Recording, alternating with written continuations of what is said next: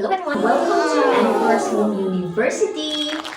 Okay, so this video is actually for my students for this second semester for academic year 2020-2021. So welcome students. For the sake of those wala pa na under na ako before, I am your instructor. My name is Ana Adrias, but I'm pretty sure that majority of you were already my students sa mga previous semester, so you're already familiar with me. For the sake of those na wala pa nakailan ako, so you just try to visit my FB page for my students. It's called Proactive Learning by Ana Flor. You can see a lot of I have there my introduction, self-introduction. Okay.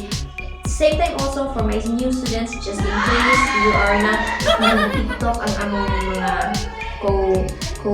kanang colleagues sa CA. No? So again, this lecture is for my student enterprise risk management. So again, of course, I have created Google Classrooms, just what I did in the previous semester. And I have uploaded an introductory learning material, no, for you to start with. So the material that I have uploaded covers an overview of what is enterprise risk management. So it does not yet involve any deeper discussion, so that learning material is just actually provided for you to have an overview and introduction of what is enterprise risk management. And the purpose of this lecture is for me to be able to express also an overview, so you have a deeper understanding, because I know how it feels like by just reading the learning material. So murag lisod gyud siya without explanation sa mga instructors ninyo na. So that's why I'm doing this video. So what is enterprise risk management? I will not it would be redundant if I will have to say all those definitions stated sa inyong module or sa learning material, because that would be impractical. So what you're going to do is I suggest that you read the material and then at the same time also view this video, so you will. Okay, so let's start first with defining what is risk. No, in the module you can see a lot of definitions. So, but however, pare-pareho ra na siya o buot sa buot.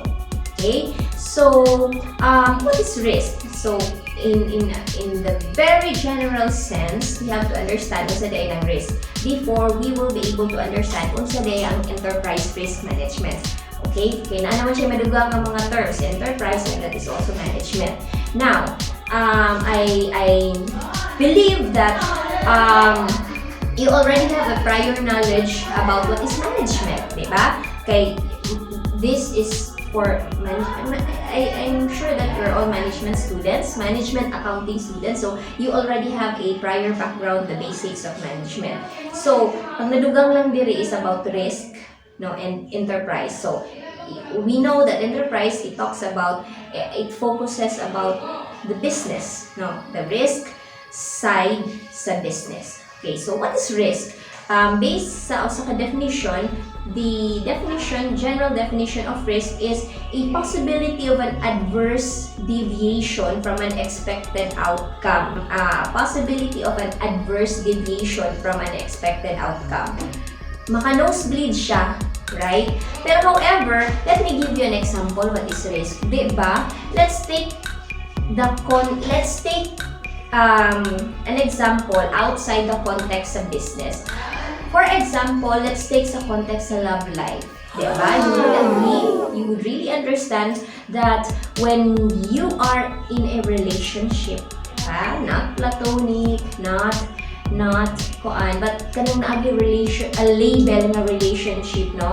So when you enter a relationship, let's say sa inyong love life, naagi na siya yung risk. Diba? What is risk? Again, it is the possibility of an adverse outcome, no, adverse deviation of the outcome.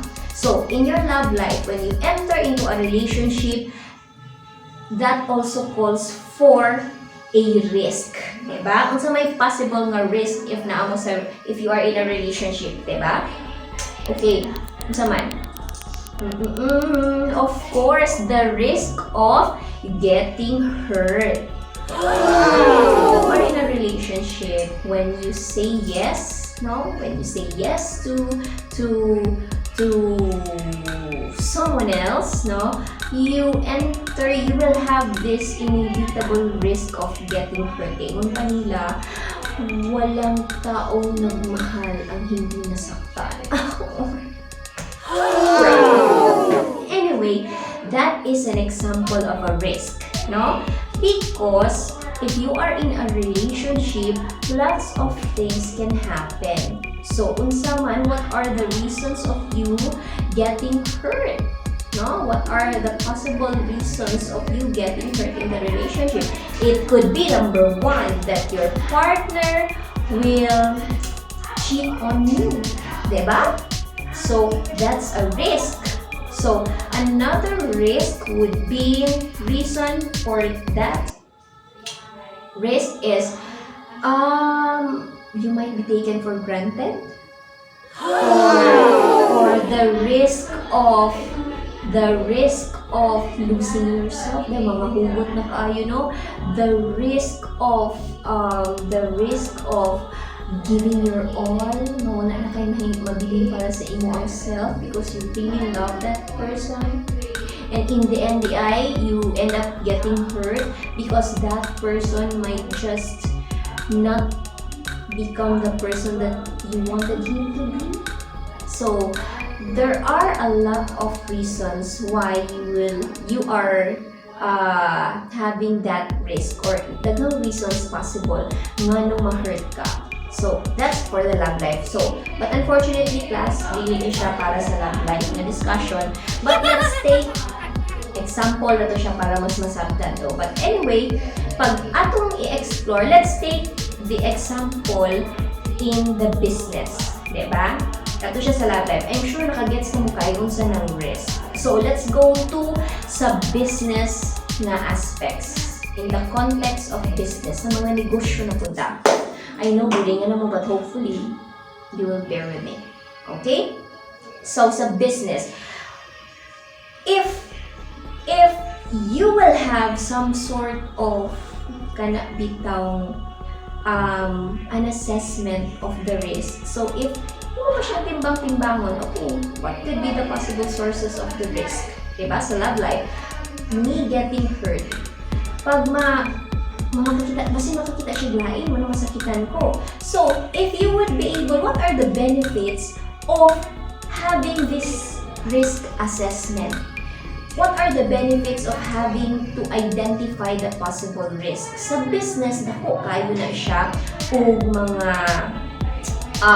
mga benefits why you engage, the benefits of having a risk assessment sa inyong business. Let's say, for example, a lot of articles and a lot of literatures, a lot of studies have shown results that a good risk assessment is tantamount to the top management giving sound decisions. No? So, cut the long story short, makanong sige siya, but anyway, pasabot ang ana niya, if ang usa ka mga organizations daw kuno, if they are able to identify and manage the risk, they are able to maximize their productivity, their earnings, their income, their bottom line. Diba? So, mauna siya giingon sa mga studies, sa mga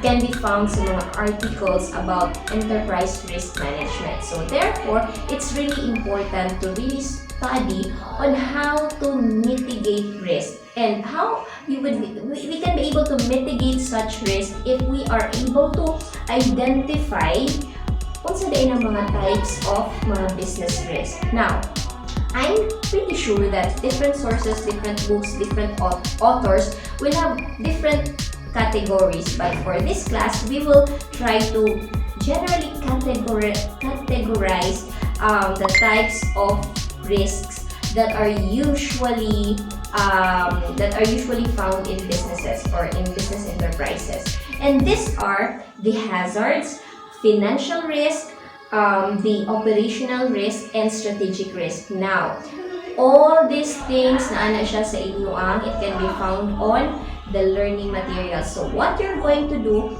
is to study what are those hazards. No, hazards like kani karon pandemic.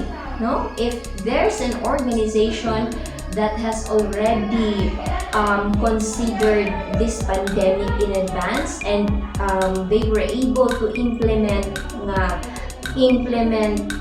strategies and programs to manage if ever mahitabo ni. So that would be an advantage to the organization. So that's one importance of having an effective risk management. Okay, so financial risk, so of course, study about that, operational risk and strategic risk.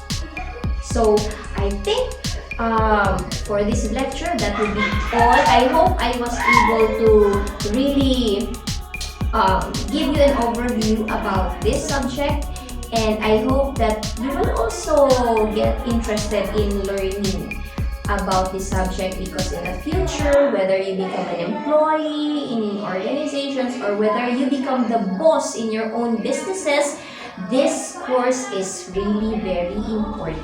So again, I advise you to not just memorize what's on the module, what's on other learning materials that you have, but please understand it on for the sake of understanding jud siya, for the sake of learning, not just for the sake of passing the course. Okay, so for now, that would be all. And students, class, I hope that you stay safe. Vaccines are coming, so kapit lang tayo mga guys. So enjoy kayo sila. So ako mo, join na po nila. Maka-tiktok na po ko. Kayo mo naman kong lessons niyo. So with that being said, that would be all. So thank you, and let's meet again in my next lecture. So bye!